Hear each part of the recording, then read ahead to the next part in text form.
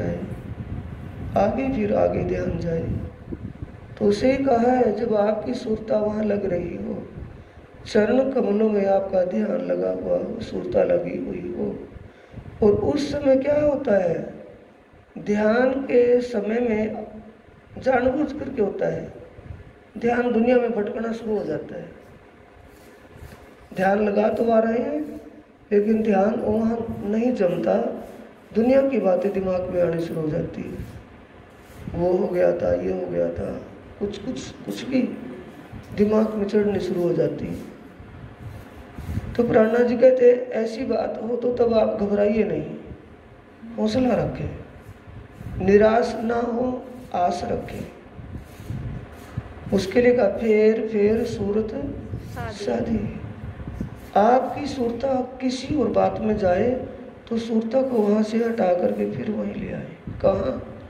अभी हम चरण कमल में लाख तली लाल एडियाँ मेरे जीव के यही जीवन, पाँव के तलवे में ध्यानस्थ हो रहे थे, एडी और पंजे की लालिमा में खो रहे थे। रेखाएं कितनी सुंदर तलवे के नीचे दिख रही थी, नखुन कैसे चमक इन जवान अवस्था के शरीर में, खून लालिमा में होगा कि सफ़ेद हो जाएगा। तो ऐसे वो गुलाब रंग में चमचमाते हुए, गुलाबी रंग में, यानी भूरे गोरे रंग में चमचमाते हुए वो नखुन, अनवट अंगूठे में पहना हुआ जिसमें आरसी पारदर्शी हीरा लगा हुआ, जिसमें पूरा बिल्कुल साफ सुंदर पानी, जिसका श्यामा जी के मुखमंडल की शोभा, श्री की शोभा उसमें पूरी दिख रही है।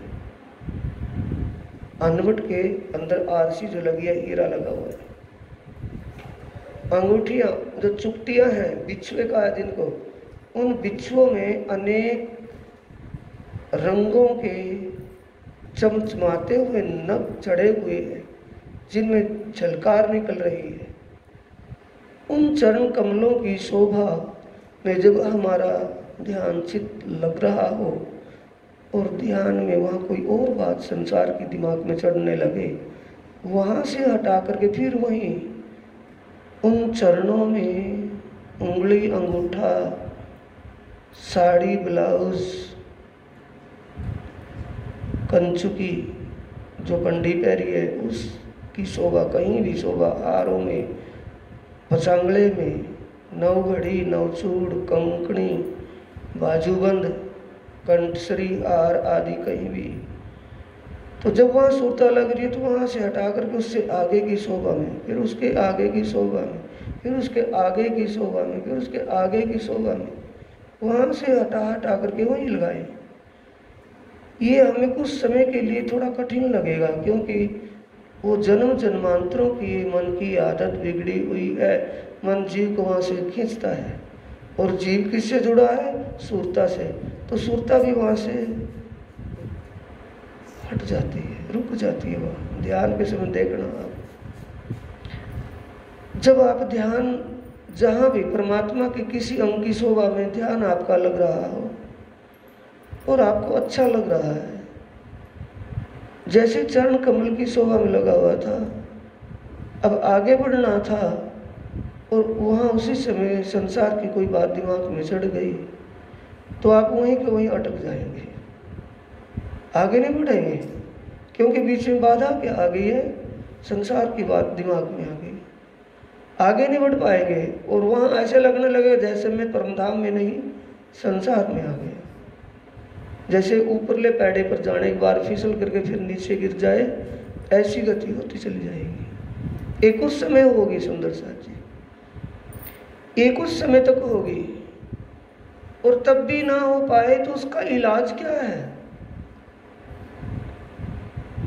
उसका इलाज है जो उस दर्जे तक आ जाए जिसको यहाँ तक का, जिसकी सूरता वहाँ निष्फिक्र होकर के, कोई फिक्र नहीं है, कोई चिंता नहीं कि मैंने करना क्या है, कुछ नहीं करना, अब तो मुझे ध्यान करना है। जिसके दिमाग में ये बात लेकर के बैठा हो और ध्यान लगाते हो तो हाँ ऐसे गड़बड़ हो रही हो, तो उसका क्या इलाज है?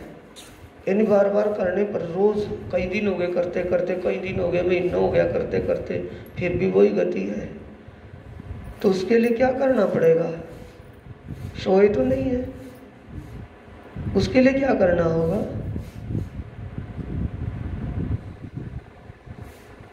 उसके लिए छांदोग्य उपनिषद में लिखा है, वेदों की व्याख्या उपनिषद है। उपनिषद में लिखा है आहार शुद्धो, सुन रहे हैं पुजारी जी? आहार शुद्धो सत्वा शुद्धि, सत्वा शुद्धि द्रोह स्मृति, स्मृति लब्धे सर्वग्रंथि नाम विपर मोक्षाय। इन्हें इसमें कहा है आहार शुद्ध हो, सत्व शुद्धि। जिसका आहार शुद्ध है उसका अंतस्करण भी अशुद्ध होगा या शुद्ध? जैसा खावे अन्न, ये तो अपने एक देहात की कहावत है, आ रही है ना समझ में? ये मैं बरीकी में ले गया आज, पता नहीं क्यों, तो आप समझने का प्रयास कर। तो वह शुद्धि, जिसका आहार शुद्ध है उसका हृदय शुद्ध है। जिसका हृदय शुद्ध है उसकी स्मृति द्रोह हो जाती है। स्मृति का विद्वान लोग अर्थ कुछ और लगाते हैं। वहाँ आकर के मैं अपने मन को ये समझाता हूँ बस कि परमात्मा की कृपा इनके ऊपर इसी प्रकार है जब ये इसी दायरे में रुक गए हैं। शब्द का अर्थ क्या लगा रहे हैं वो? कि उसकी यादाश्त द्रोह हो जाती है और ऊपर से ये बोल रहे हैं कि हमें संसार मन बुद्धि से परे होकर के वहाँ जाना है। जब बुद्धि वहाँ है तो यादाश्त कौन सी होगी? फिर बुद्धि वहाँ क्या करेगी? स्मृति का मतलब क्या होता है वो मोटे से शब्दों से समझेंगे भाई। सुबह क्या बोलते हैं? प्रातः सुमरु अक्षरातीत श्याम श्यामाजीर साथ है। प्रथम पाठ सातों घाट दो पुल रेती पाल रे, सोर तेर झुंड नौ देवरिया टापू निज। कहाँ का जिक्र चल रहा है? ये परम धाम का। यानी कि हम बैठे हुए आंखें बंद करके संसार से अपना ध्यान हटा करके ध्यान कहाँ लगा रहे हैं? परम धाम में। 25 पक्षों में विचरण करते हुए जमुना जी पर पहुंचे हुए। जमुना जी के दोनों कुलों का अवलोकन करें, देख रहे हैं आत्मदृष्टि से, सुरता से उसको देख रहे हैं। सुरता जमुना जी का जो जल बह रहा है उसकी सुगंध में खोई हुई है, उसकी शीतलता में डूबी हुई है। इतना आनंद उसको आ रहा है। फिर रंगमहल की दक्षिण दिशा में गए तो वहाँ भोज कोसर तालाब की भी वही शोभा है, उसका सुगंधित और सुंदर शीतल जल। और 128 पैल में वो है, 128 पैल के अलग अलग रंग चमाचम कर रहे हैं। इतनी सुंदर उसकी सीढ़ियाँ, पहाड़ पर बन के बड़े बन के पेड़, झूले उनमें लगे हैं, सुगंध आ रही है उनमें से, पेड़ों में से सुगंधित फूल और फल लगे। तो उस सुमरण का मतलब है हमारी अंतर्दृष्टि वहाँ लगी हुई है। अंदर से हमारी अंतर्दृष्टि लगी है कि बाहर की दृष्टि? अंतर की दृष्टि। सुरता में आ गई है कि जीव सुरता में लगी है। उसका क्या कर रहे हैं हम? सुमरण कर रहे हैं ना, स्मरण कर रहे हैं। तो ध्रुव स्मृति उसको वहाँ बैठती है, ध्रुव स्मृति। छंदोग्य उपनिषद योग दर्शन गीता और वेदों का विवेचन व्याख्या खुलासा कर रहा है कि करना क्या है। ध्रुव स्मृति, जिसका आहार शुद्ध है उसका दिल चित्त अंतर्मन शुद्ध है। उसकी स्मृति क्या हो जाएगी? जिसका अंतर्मन शुद्ध होगा स्मृति द्रोह हो जाएगी, दृढ़। जहाँ हमारी स्मृति लगी हुई है, पाट घाट पुल जमुना जी रंगमहल उसको सरताल कुंज निकुंज बन पुल मोर बाग भट पुल लाल चबूतरा बड़ा बन मधुबन आदि कहीं भी पहाड़ राजमाणिक किसी भी शोभा में, तो वहाँ हमारी सुरता क्या होने लगेगी? अस्थिर। स्मृति जो हम सुमरण कर रहे हैं ना, समझ रहे हैं बात? जो हम सुमरण कर रहे हैं, बैठे हैं ध्यान में, न हमारी जीव हिल रही, जीव भी ऊपर तलवे को लगी हुई है और हमारा मन भी एकाग्र है और तन भी एक चित है, तन भी एकाग्र है, न हिलना और न मन का हिलना। ऐसी स्थिति में हम वहाँ ध्यानस्थ हैं, सुरता लगी हुई है, तो कैसा हो जाएगा? इस संसार की बातें जब उस समय ध्यान में आती हैं, वो ध्यान में आनी बंद हो जाएंगी। सुरता कहाँ लगेगी? जहाँ लगाएंगे वहीं लगेगी सुरता, दाएं बाएं नहीं भटकने की। किसकी देन से? आहार की देन से या अपनी हिम्मत से? ताकत चलेगी वहां शरीर की? क्या चलेगा? अंतस्करण की शुद्धता ही। आहार शुद्ध हो, सत्व शुद्धि, सब शुद्ध है। सत्व शुद्धि, ध्रुव स्मृति, स्मृति दृढ़ हो गई है। स्मृति लब्धे, दृढ़ स्मृति का लाभ क्या होगा? सर्वग्रंथि नाम, सभी बंधनों से मुक्त हो जाएंगे। विप्र मोक्ष। ऐसा बुद्धिमान पंडित जिसकी स्मृति ध्रुव हो जाए, वो मोक्ष का भागी हो जाता है।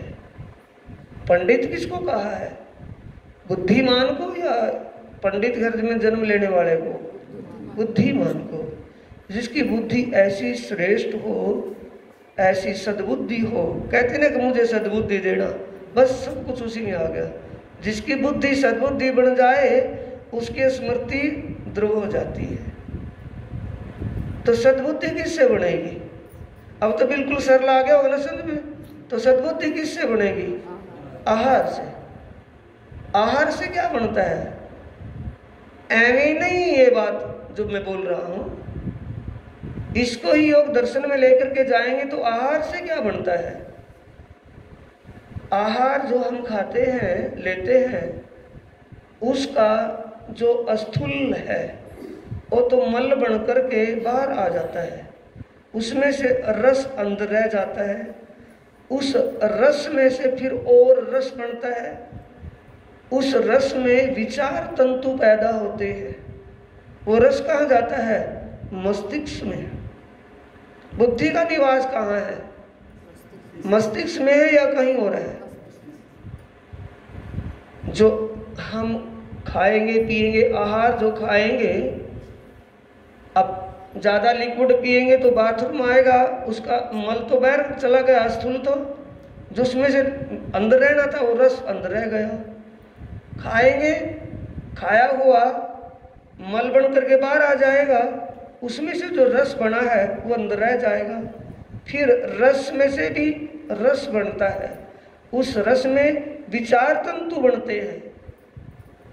विचार तंतु का मतलब जो रस रहता है उससे ही हमारे विचार बनते हैं। जैसा आहार वैसे ही, मोटी मोटी बात आपको बताते हैं ना रोज रोज चर्चा में कि जैसा आहार वैसा ही विचार। तो योग दर्शन कह रहा है कि जो आहार खाते हैं उसका स्थूल भाग तो मल के रूप में बाहर आ जाता है। उसमें से जो रस बनता है वो रस अंदर रह जाता है। फिर उस रस में से भी रस बनता है जिससे विचार तंतु बनते हैं। तो हमारा विचार अटल हो, विचार दाएं बाएं ना भटके, तो हमारी सुरता अटल होगी कि भटकेगी? तो इस सब का निचोड़ क्या आ गया निकल कर?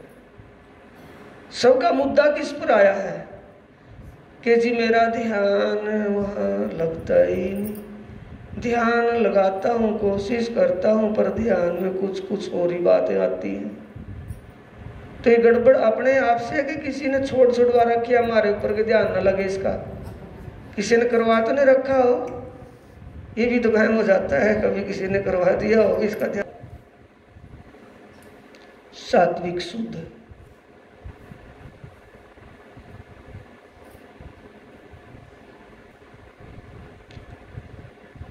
मैं ज्यादा कहाँ तक कहूँ, आप अपने आप में और मोमडन में कितना अंतर मानेंगे। हिंदू भले कैसा भी है, सभी तो नहीं, फिर भी हिंदुओं की और मुसलमानों की उसमें तादाद ज़्यादा है, हिंदुओं में ऐसी कम है। वो ऐसा वैसा खाना ज़्यादा खाते हैं, उनमें कोई कोई होता है मुसलमान जो शुद्ध आहार लेता है, बिल्कुल शुद्ध, और यहाँ हिंदुओं में ज़्यादा आहार शुद्ध लेने वाले हैं, कोई कोई ऐसे जैसे उन मुसलमानों से भी ज़्यादा ही है, ऐसे हैं नहीं। तो चाहे कोई भी हिंदू है या मुसलमान हो, जो ऐसे वैसे आहार खाने पीने वाला आदमी होगा, तो आप अपने विचारों से उसकी तुलना करके देखें तो विचारों में फर्क होगा या नहीं होगा, ये गड़बड़ है। अगर हम चाहे आत्मा का कल्याण, आत्मा की जागृति और जीव को मुक्ति चाहते हैं, तो हमें अगर अपने आप पर कंट्रोल करना पड़े, जीव को कंट्रोल करना पड़े, तो इस जीविया को कंट्रोल करने में सरल है या नरकों में जाना सरल है। इस जीवन में अगर हम अपनी जिह्वा को कंट्रोल कर लें, ये स्वादिष्ट के खाने के चक्कर में ना रह करके जीने के लिए सात्विक भोजन, शरीर को जीवित ही तो रखना है, काम लेना है। अगर सात्विक भोजन लेंगे तब भी तो ये काम करेगा, जीवित रहेगा, काम करेगा। ये थोड़ी है कि मांस मिट्टी आरा गहरा खा करके चटे पटे कुछ भी तीखे बिखे खा करके ही तभी ये किसका स्वाद है? जीव का स्वाद है।